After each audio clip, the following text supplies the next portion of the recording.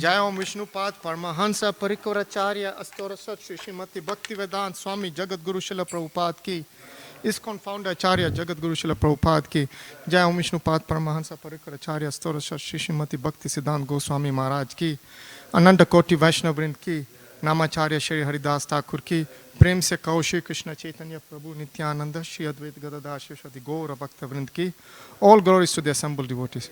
All glories to the assembled devotees. All glories to the assembled devotees. All glories to Shishi Guru and Gauranga. Namo Vishnu Padaya Krishna. So reading from Srimad Bhagavatam,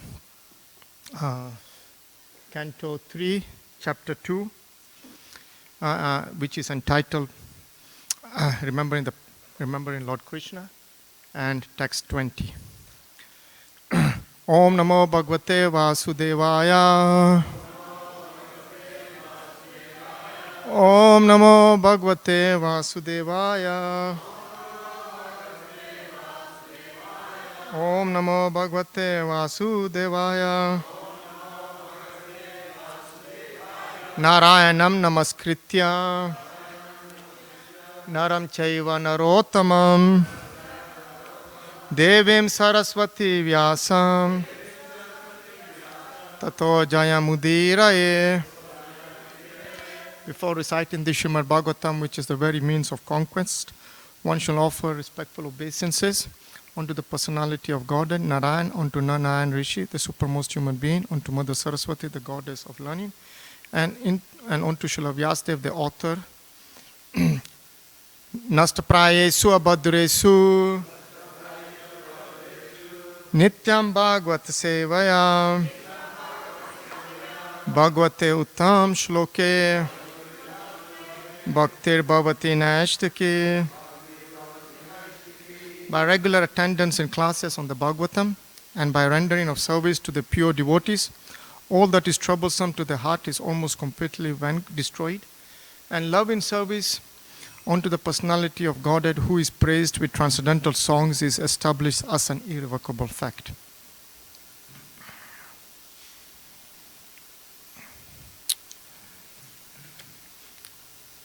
Tata evacha anye naraloka vira ye ahave Krishna mukha aravindam netrei pibanta nayan abhiramam Partha Astraputta Padam Apu Asya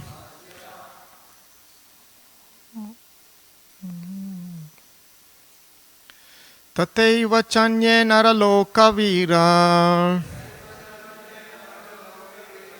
Tataiva Chanye Naraloka Vira Ya ave Krishna Mukara Vindam Netre Pibando Nayana Biramam Partastra Putapadam Apur Asya Tataiva Chanye Naraloka Vira Ya ave Krishna Mukara Vindam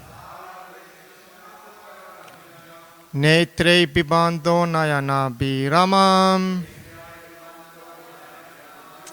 Partastra Putapadam Apurasya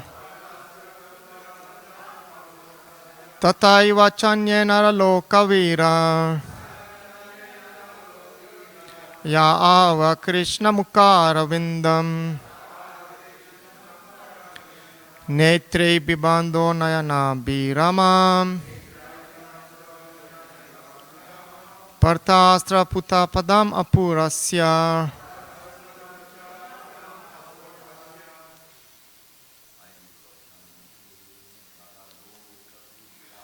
Tataiva Chanya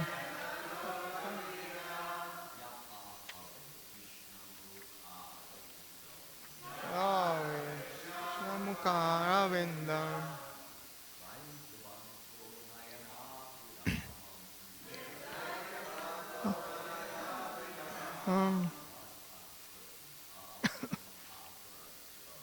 Nastastra puta asyam.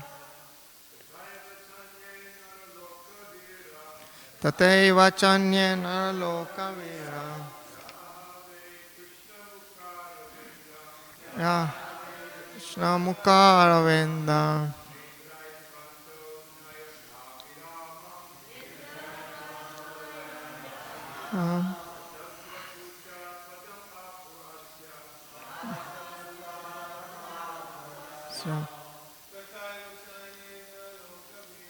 Tataiva chanyena lokavira. Yave Krishna Karavenda. Yave Krishna Karavenda. Putra Padam Apurasyam. Tataiva chanyena lokavira.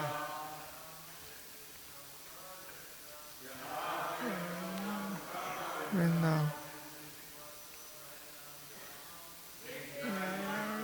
Nayanara Biramam.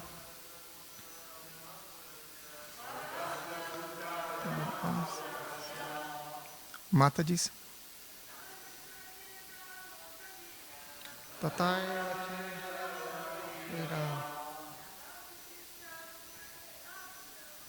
Yahweh Krishna Mukaravinda.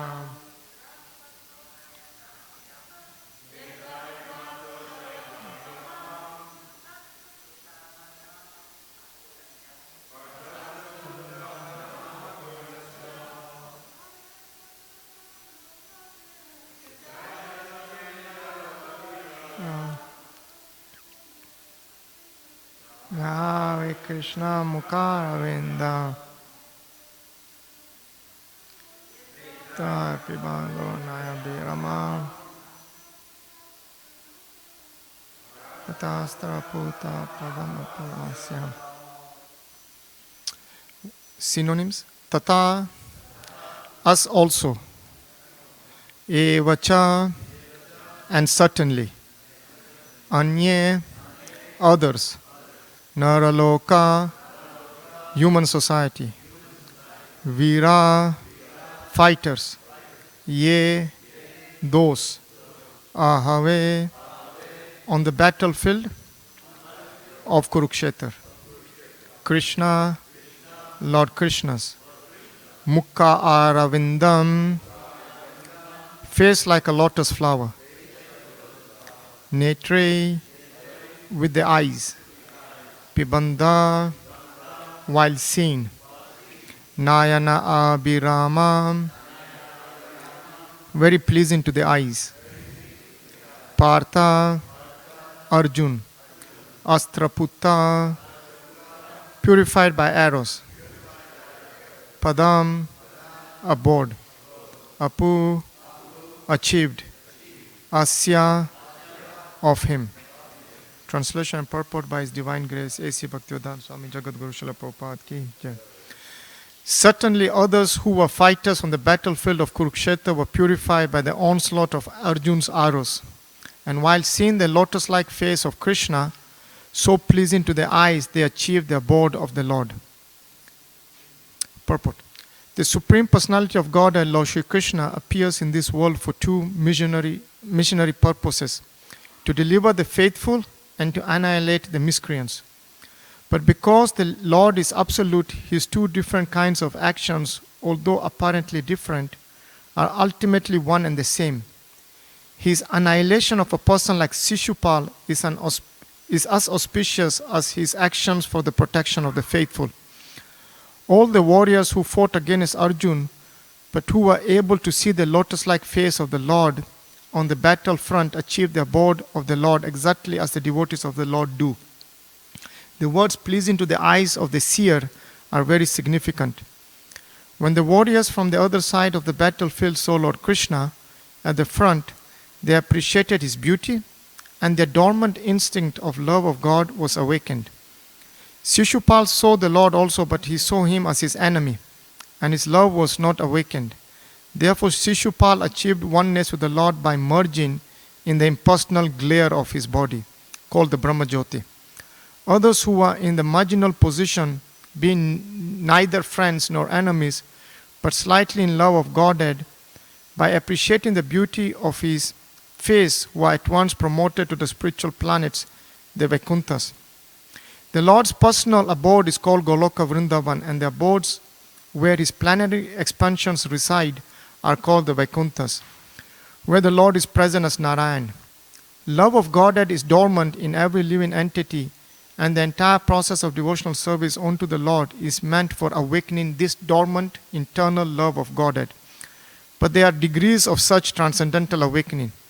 Those whose love of God is awakened to the fullest extent go back to the Goloka Vrindavan planet in the spiritual sky. Whereas persons who have just awakened to love of Godhead by accident or association are transferred to the Vaikuntha planets. Essentially, there is no material difference between Goloka and Vaikuntha, but in the Vaikunthas the Lord is served in unlimited opulence, whereas in Goloka the Lord is served in natural affection. This love of God is awakened by the association of pure devotees of the Lord. Here the word Parthastra Puta is significant. Those who saw the beautiful face of the Lord on the battlefield of Kurukshetra were purified first by Arjuna when he made his onslaught with arrows. The Lord appeared for the mission of diminishing the burden of the world, and Arjuna was assisting the Lord by fighting on his behalf. Arjuna personally declined to fight, and the whole instruction of the Bhagavad Gita was given to Arjuna to engage him in the fight. As a pure devotee of the Lord, Arjuna agreed to fight in preference to his own decision, and thus Arjuna fought to assist the Lord in his mission of diminishing the burden of the world. All the activities of a pure devotee are executed on behalf of the Lord because a pure devotee of the Lord has nothing to do for his personal interest. Arjuna's killing was as good as killing by the Lord himself. As soon as Arjuna shot an arrow at an enemy, that enemy became purified of all material contaminations and became eligible to be transferred to the spiritual sky. Those warriors who appreciated the lotus feet of the Lord and saw his face at the front had their dormant love of God awakened, and thus they were transferred at once to Vaikuntha Lok, not to the impersonal state of Brahmajyoti as was Shishupal. Shishupal died without appreciating the Lord, while others died with appreciation of the Lord. Both were transferred to the spiritual sky, but those who awakened to love of God were transferred to the planets of the transcendental sky. Uddhava seemingly lamented that his own position was less than that of the warriors on the battlefield of Kurukshetra because they had attained to Vaikuntha, whereas he remained to lament the disappearance of the Lord. Namo Vishnu Padaya Krishna Prasthaya Bhutale Srimati Gopal Krishna Goswami Namine. Namo Vishnu Padaya Krishna Prasthaya Bhutale Srimati Bhaktivedanta Swami Namine. Namaste Saraswati Deve Gauravani Pracharine Nirvisesa Sunyadi Passatada Satarine Om Jnanam Timirandasya Jnananjana Salakya Chakshur Unmilitam Yena Tasmai Shurui Guruve Namah. I was born in the darkness of ignorance, and my spiritual master opened my eyes with the torchlight of knowledge. I offer my humble obeisances unto him. Krishna Swadhammo Bhakate Dharma Jnana Dabi Saha Kalao Nasta Drisamesa Puranarko Adno Nodita. This Bhagavad Puran is as brilliant as the sun, and it has arisen just after the departure of Lord Krishna to his own abode. Accompanied by religion, knowledge, etc., persons who have lost their vision due to the dense darkness of ignorance in the age of Kali shall get light from this Bhagavad Purana. So, a lot of points in this purport by Srila Prabhupada. As we know in Bhagavad Gita, text 7 and 8, chapter 4, Krishna says, Yada yada hi dharmasya glanir bhavati bharata abhyutthana madharmasya tadatmanam sarjamyam paritranaya sadhunam vinasayak dushkritam dharma samstar panartaya sambhavami yuge yuge. So basically, whenever and wherever there is a decline in religious practice and a predominant rise of irreligion, at that time I descend myself. So, as we can see in the purport, in the beginning, Srila Prabhupada mentions about the Lord having two missionary purposes. But do you think the Lord has to come to kill demons like Kansa or to kill demons like Ravana? Is that the main purpose why the Lord comes to this material world? He can actually have very empowered personalities take care of that business. The Lord doesn't really need to come to do this killing business. But the Lord comes to deliver the pious and to annihilate the miscreants, as well as to re-establish the principles of religion. And I myself appear millennium after millennium, paritranaya sadhunam, vinashaya durstutam, dharma samstarpanaya sambhavami yuga yuga. That, he comes millennium after millennium. But in the purport, Srila Prabhupada says the Lord's main activity is that he appears to appease his unalloyed devotees. That the main reason that the Lord is descending and doing these leelas, that's why we have leela avatars, is basically to appease his unalloyed devotees. So, it is not to kill, the kill is secondary, but it is really to appease his unalloyed devotees. And pure devotees, Srila Prabhupada says, are very anxious to see him in his original Vrindavan pastimes. So this is the other reason, because they are very pleased to see the Lord in his Vrindavan pastimes. And because of that, they want the Lord to descend. We know that Advaita Acharya offered Ganga water and Tulsi leaves to appease for the appearance of Chaitanya Mahaprabhu. To appease, so the Lord could appear as Chaitanya Mahaprabhu. So, in the in the Brahma Samhita, we have very beautiful prayers. Premanjana churita bhakti vilochanena santa sadeva hirdayeshu vilokayanti yam shama sundaram achintya gunua sarupam govindamadi purusham tamaham bhajami premanjana churita bhakti vilochanena. I worship Govinda, the primeval Lord, who is Sham Sundar Krishna himself with inconceivable, innumerable attributes, whom the pure devotees see in their hearts with the eye of devotion tinged with the salve of love. So basically, this is the mood of devotees.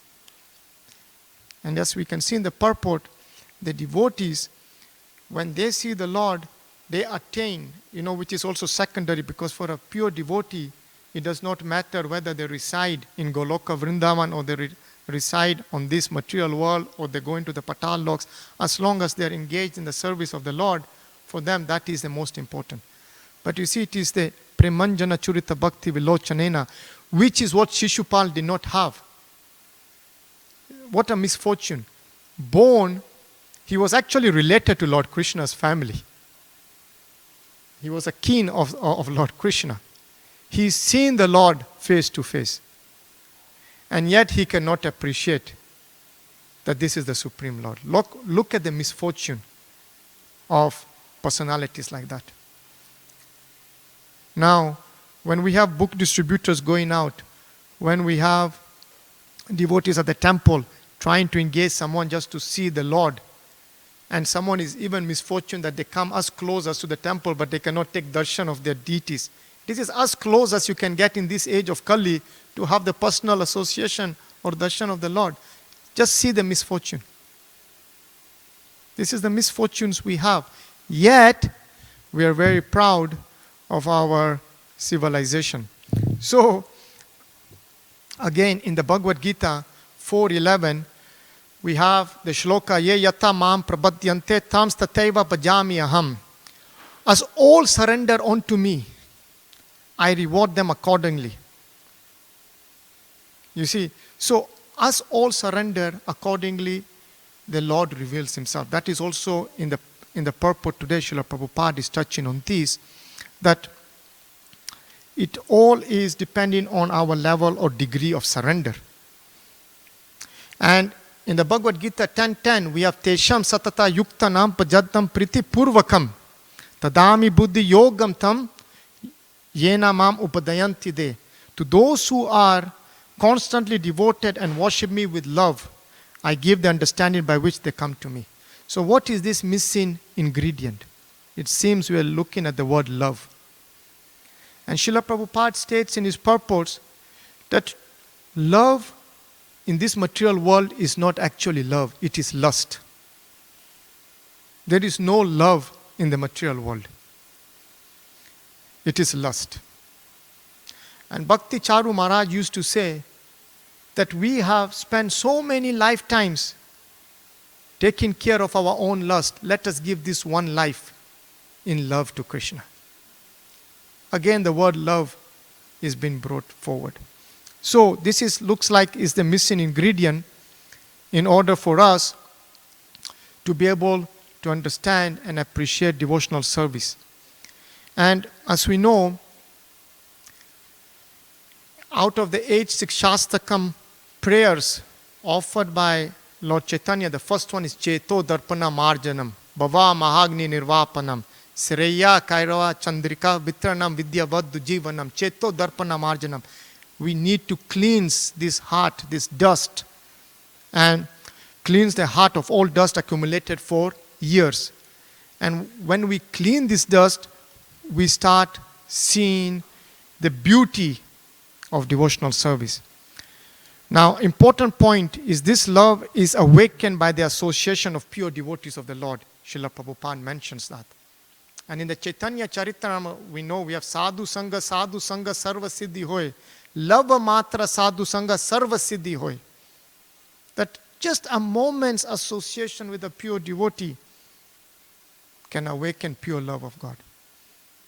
And we have a lot of examples of Srila Prabhupada disciples in this room that have not even met Srila Prabhupada personally.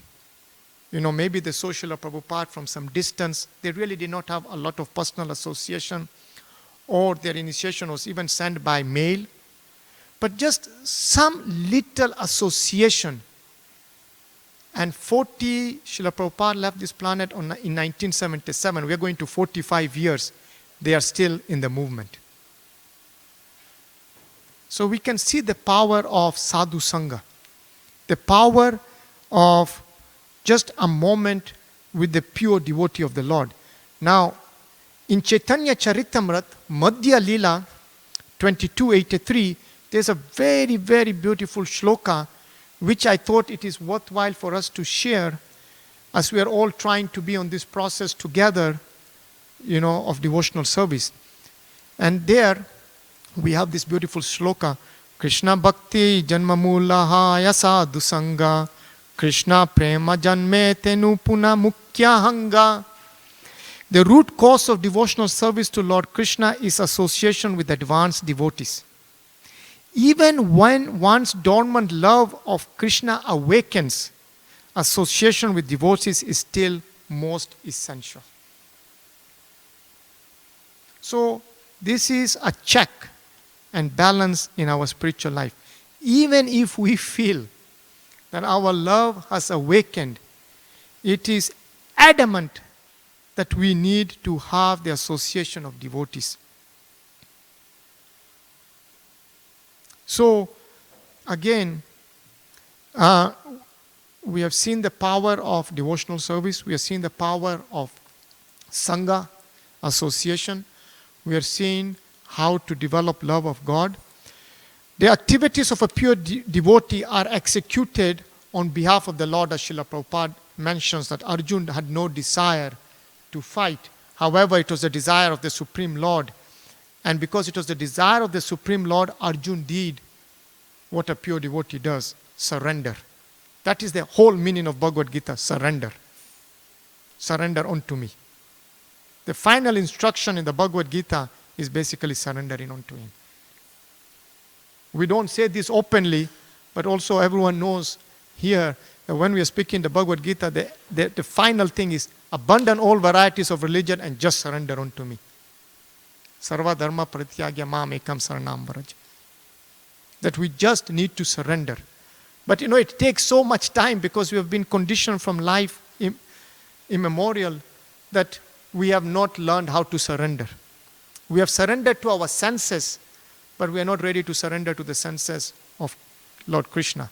And that is what is devotional life.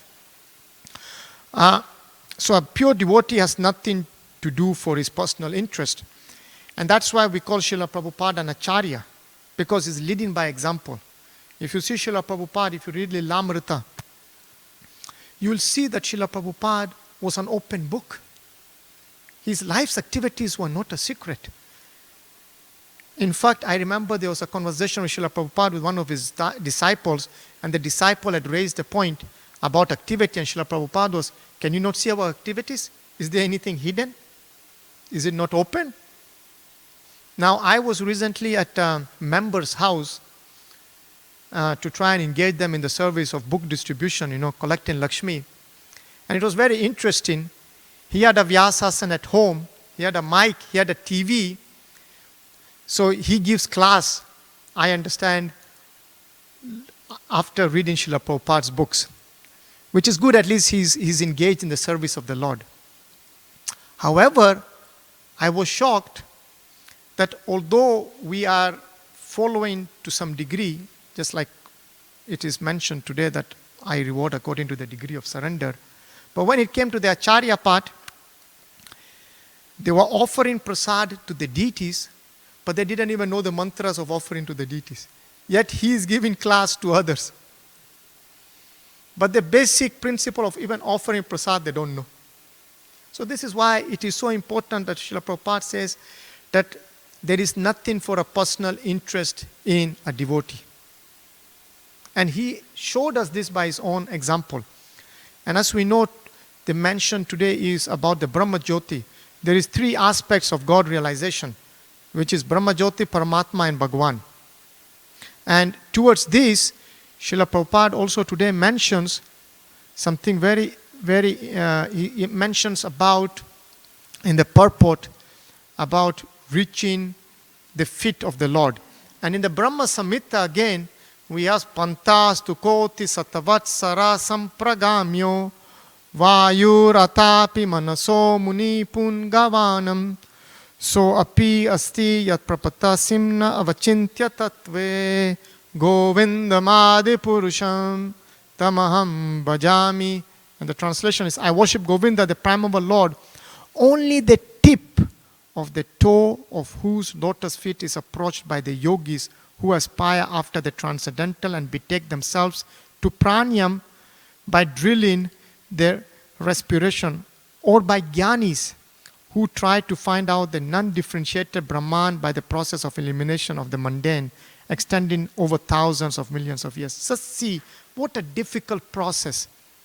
And actually, in the translation to this Pantas to Koti, which is given by Bhakti Siddhanta Maharaj, Bhakti Siddhanta Maharaj mentions in his purport that the eye of devotion is nothing but the eye of the pure, unalloyed spiritual self of the jiva.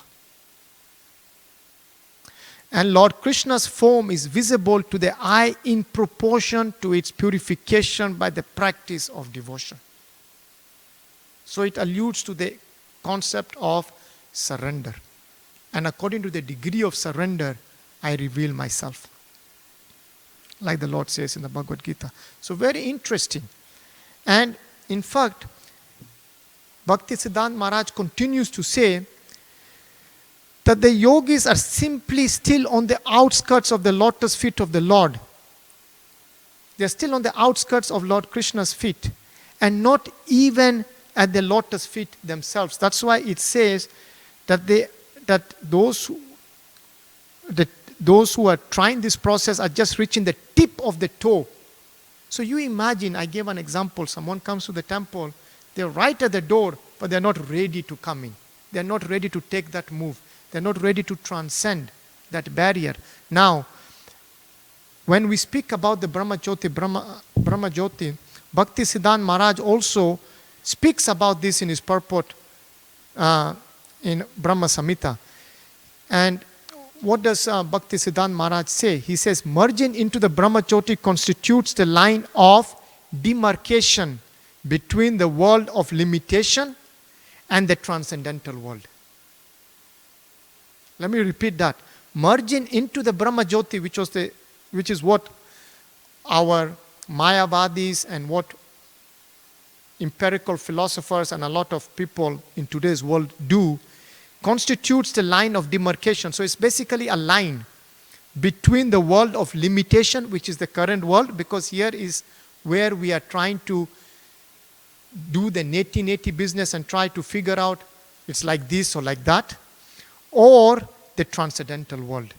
In order to taste variegatedness of the transcendental sphere, one has to step beyond this line. Beautifully explained by our acharyas. That in order for us to understand the variegatedness that is happening in Goloka Vrindavan, we need to go beyond this demarcation. But the good part is, we have heard in all the previous avatars, yugas, the Lord coming to destroy. But in this yuga, Kaler dosa nidarajan asti eko mahaguna, kirtanat eva krishnasya mukta sangam param vrajat. We have dosas and dosas. But in this age, the Lord comes as His mercy incarnation. So instead of coming to kill, like in the previous yugas, He is coming as His mercy incarnation. Krishna Varnam Tusa Krishnam Sango Pangastra Parsadam Yajnei Sankirta Prai Yajantihi Sumedasa. That people with intelligence, with some little brain substance, Sumedasa, intelligent persons in this age of Kali, will perform congregational chanting and worship the incarnation of Godhead, who is consistently singing the names of Lord Krishna. So look at our fortune. Srila Prabhupada came all the way to give us this fortune. As we see on the altar, both Lord Nityananda and Chaitanya Mahaprabhu raising hands, the Pancha Tattva Namo Mahavadanyaya Krishna Prema Padayate. They are inviting us, so it's a mercy. So we are very fortunate. We are not in the boat where it is slushing and killing business. We are in the mercy age, the 10,000 beautiful years to go back home, back to Godhead. At this I will stop. It's right at 8:30. And I just wanted to make sure that I just brought out some points. This has a lot of powerful points that can be mentioned. Actually every shloka of Srimad Bhagavatam teaches us devotional life. But I just wanted to bring some salient points and be on time. Any comments? Any?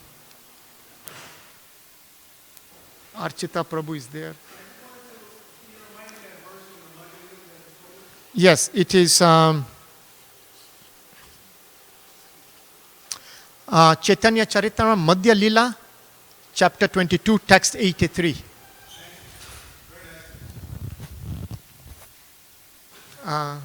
Sachitanoi Prabhu. Thank you, Prabhu. I think I maybe I'm a little bit confused of this. Try to explain it for my understanding. When Shishupal entered into the Brahma Yoti to merge in the effulgence of the Lord, also it just came to my mind that actually the whole thing is a pastime of the Lord in which Jai and Vijay came. Correct. So I thought that maybe he should, like after the 3 births, he's supposed to go back to do his service. And that wouldn't be the Brahmayoti. So can you explain that to me? I'm a little bit... Yeah, but remember after Shishupal, that was his second. The third one was Kumbhakaran and Ravan. So he took birth as Kumbhakaran. The third one was who? The third one was Kumbhakaran and Ravan.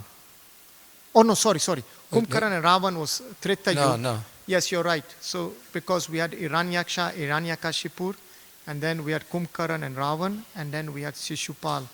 Yes. So I see where you're coming from, because this is the last incarnation, and then he's going back into the transcendental service of the Lord. So, Maharaj, you want to elaborate on that?